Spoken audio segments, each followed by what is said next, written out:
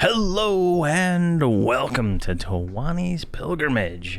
This is a update video. It's not going to be as long as the other ones that we usually do, but just want to kind of update some things from where we were, right? So last time we logged on, well, I was 89 still. Now, Kedka and Nilv are, I believe what are they, 86? They're 86. I've been grinding and grinding and grinding over this experience holidays event. I don't know. It's Thanksgiving holiday event. So I've been grinding nonstop. I've here, let's inspect them. I'm true boxing at the moment, so I can't bring them up. So what I've done is I farmed them an entire set of heroic gear. Not heroic gear. Level 85 House of Thule gear. It's the equivalent if you made a heroic character and boosted them. It's equivalent. So they all have their full set of armor on both of them. This took me a lot of time. In fact, I was able to complete the Hunter of the Verant multiple times. This event allowed all the names to spawn multiple times. So I just like literally went around mob to mob, killing all the placeholders while getting them. This is my bags after all the farming. As you can see, I have lots of the armor molds. I have a box that I got from something. I got every conceivable drop I think you can get that wasn't usable on these guys, and then I got almost 3 full bags of unique trade skill items, and I got 7 of these extra planar silks, which are used for making the extra planar trade satchels. So let's see here. So I already sold a bag of goodies for I think it was like 11k when I was buying spells for these guys, and now I have another 18k, so that will be 29k. Let's just round it up to 30k in droppables that sell for money. Let's go with that. Pure plat. I got 160 blue diamonds, which alone sells for how much does that bag sell for? 72,000 for this bag, which has 181 diamonds, 161 of those, and I think that's the only other high-end ones. So that's all the money that we made. I spent 200 and something thousand platinum per character just buying spells for these guys. Just buying spells. Hopefully I can recoup some of this selling some of this stuff, but it's not gonna really. None of this is really going to sell for very much these days. Like, yeah, that's only 500 right now.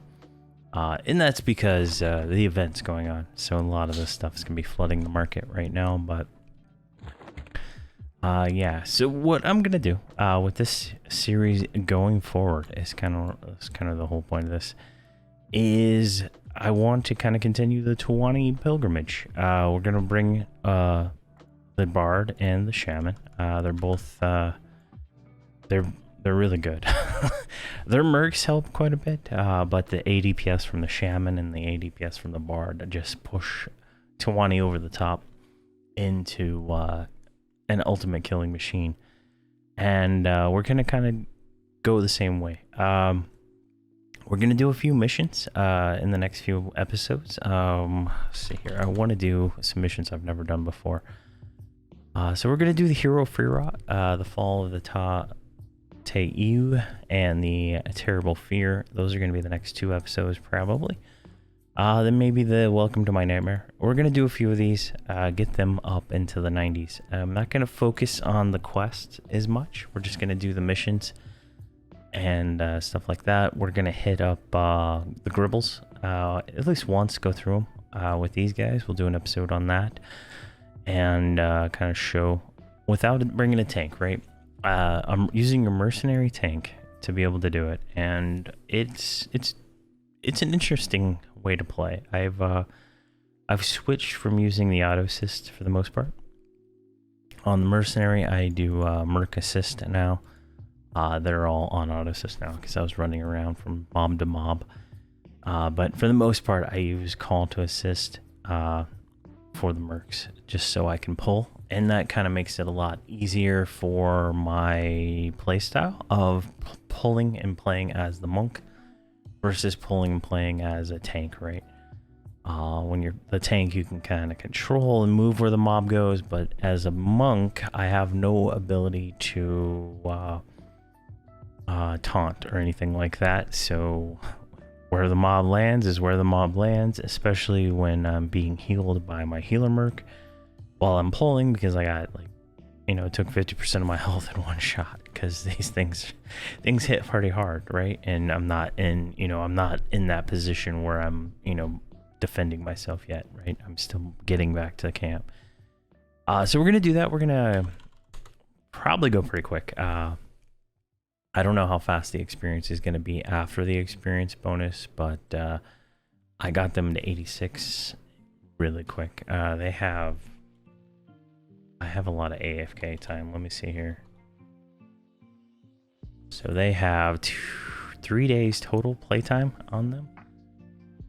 So that's with a lot of AFK time. And the session that the Bard is on has been 2 days and 12 hours. So what about this character? I logged her off for 11 hours. So 11 hours. That was whenever I woke up this morning and logged them on for my trader. So definitely gonna be fun. Then we're not gonna stop and do the stuff like the quests and stuff as much. I might do some of them here and there, but going forward, I think we can just kind of grind our way up to 120. I think we should be fine with that. We might stop and like do some missions in the Broken Mirror, do all that. I don't know if I already did it on Towani or not to unlock all that stuff. There's some stuff in here we might have to do. We're gonna have to gear the monk like we're gearing a tank. So I'm gonna be looking for AUGs that are AC oriented. Like, so this is a 32 AC AUG. This one has no AC, so I'd replace this one with an AC AUG. And we're gonna have to do that. So far, I haven't seen the mercenary be able to pull off of me reliably. It can at times, but right now with the with 4 levels, 3 or 4 levels difference, there's 86, right? Yeah, so the 3 level difference, I'm doing so much more damage that the mercenaries can't keep up, and they can't even really taunt unless I don't try. And so that is going to be something we're going to have to deal with, especially when we get into the higher expansions, 115 plus, where you can conceivably die in 2 hits. So we'll have to see how that goes. We'll be switching to 2-hand blunt probably fairly soon. I don't know when that exact change is, but we'll be changing soon. I did stand in the buff pile for a little bit and got buffed up because I want to do missions. That's my next thing. I want to go do a mission. I want to have some buffs. I did a lot of grinding, and I think at level 80 is when I like started using these characters as actual characters versus just having them stand inside of where I was killing stuff. And that started working out pretty well, honestly. Level 80 at House of Thule, they were still wearing the Velius Essence Lock gear that I had on at the start. So as they replaced it with the gear from the House of Thule expansion, they got a little bit better and better. It just took a lot of time. So that was something that they had to really focus on and not die, because they were getting one shot until about 85 when they got like their last few pieces. They were getting pretty much destroyed if they took aggro. And I got them pretty macroed. I have melodies for melee DPS. I didn't even bother with caster DPS. I have I have the Bard able to mez single targets and AE mez. It's not as reliable as I'd like, but I'm able to lock down mobs if I need to. I have the Shaman doing slows, group DPS, and group heals, and pet attacking. That's pretty much all she does. She has the ability to heal me if I need to. I have buttons set up for that, but for the most part, my healer mercenary has been taking care of all of that. And pretty soon, because her skills are not maxed, none of their skills are maxed actually. When her skills get closer to being maxed out, I might consider dropping the healer mercenary on me for another DPS mercenary, just to kind of increase that overall damage. But I don't know how well that's gonna go. I just I haven't. I'm not sure. Right now, I take damage. I take a little bit of damage, killing these. They're blue and light blue mobs right in the first zone of Verant. We did go into what zones? Traveler. Where is Traveler? Exploration.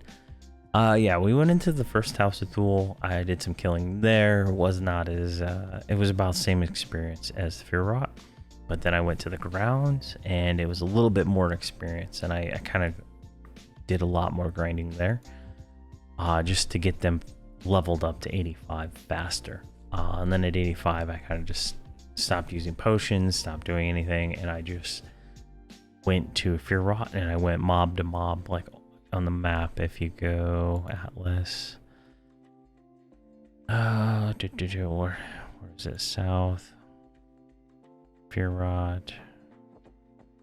Does it show the dream? House of Thule. There we go. And then Fear itself. Verant. There we go. This is the zone. So I just pretty much went like this. You zone in over here, and I just went boom, boom, boom, boom, boom, boom, boom, boom, like that all the way around. And I just kept doing circles, killing everything. And that got me, as you can see, a lot of kills. And there's even more on the other characters, and I've already parceled off like the duplicates and stuff that I had to, because they're lore, right? I had to send all those off. But interestingly enough, is this one of them? So like a lot of these names drop this, right? So this one's from Festerback, I believe is the name. Yeah, Festerback. He drops this as his good item, but he also drops this as his lesser item. They're pretty much the same mask, but this one's a little bit better. It's a little bit better. You can see stat-wise, it's like that plus that, So it's kind of interesting. Every mob has a rare item, and they have a chance to drop these. Plus, they have the common item. And they're generally all the same for the most part. Like the guy who drops the Stein drops 2 Steins. One's slightly better than the other one. I think this is the good one. Am I wearing the bad one? Yeah, I don't know. I can't tell the stats without it being on. Yeah, I'm wearing the bad one. This one has more stats, but it's based on my throwing skill, so I don't know what the stats are going to be that way. But yeah, it's pretty bad. I have to get my throwing skill up, which something I probably need to do, but I haven't even bothered with. But yeah, so that's going to be the goal. We're just going to be leveling. I'm not going to worry about doing quests or anything like that unless I have to. Like if there's something I have to do get further, I'll do it. But I'm going to save like all the questing through all this for this Sons of Thule series, where I go through and read all the text. But we're going to do a few missions in here just because I've never done them, and that's kind of like where they're at right now. Mission wise, then we're gonna do some gribbles, not a whole lot. I'm just gonna do it once, just to kind of unlock it all, do it. It shouldn't be any problem for this group. And then probably gonna be in Vale of Alaris fairly soon, and we'll go through Argoth. and Beast Domain, and however many more it takes to get to the end. We'll go through all the leveling, and so that's kind of what this series is going to be about going forward. It's going to be a trio. The Sons of Thule is going to be a 4-man group with Beast Lord, Shadow Knight, and Shaman Bard. I really couldn't justify keeping the monk in there. That's why I took her out.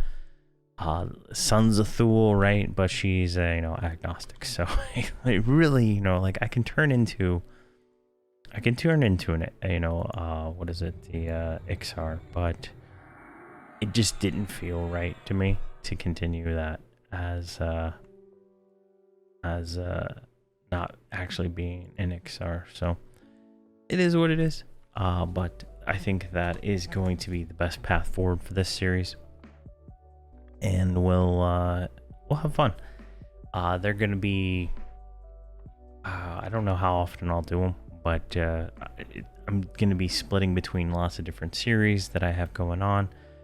Hopefully I get them up soon and edited and everything's going, but it'll be fun. And all the leveling these guys up to, I think 70, it was 70, 60 or 70 is when I started power leveling them. I didn't record any of the power leveling. It's just me endlessly killing stuff for 30,000 platinum worth of kills stuff and all this junk. So you can imagine how long it actually took. But it was lots of grinding here and there. But yeah. So that's how this series is going to go. There's going to be some other series that are going to be a little bit different with different rule sets. But this one's going to be, they at this point, whatever they got on them, whatever's in their bank, whatever they got is what they have. They have to earn it from this point forward. So whatever they have is what they have. All this junk is going to be sold for platinum to pay for spells and whatever else they need. I do have all the rank 2 spells from House of Thule in theory, but for the most part they're what it is. And if they need trade skill items, Nomagard will make those. I did make all their templates, and all this trade skill stuff will go to Nomagard to make more trade skill stuff for them if they need it, like conflagrant gear and stuff like that. They'll have to go farm up gear materials, send them over to Nomagard, and then get their conflagrant. I'm not going to worry about trade skill stuff at the moment. I'll have that all done, but same rule set as before. Just it's a trio self-found, and the mercenaries obviously don't count because you cannot play this game without mercenaries, in my opinion. It is pivotal. Very pivotal. All right, so that's kind of where we're going, and we'll see how it ends up, but expect more episodes over time. Maybe 1 or 2 a week for this series, probably 1. Honestly, I'm gonna try to go for 1 video a day is my goal. But thank you very much for watching, and have a fantastic day.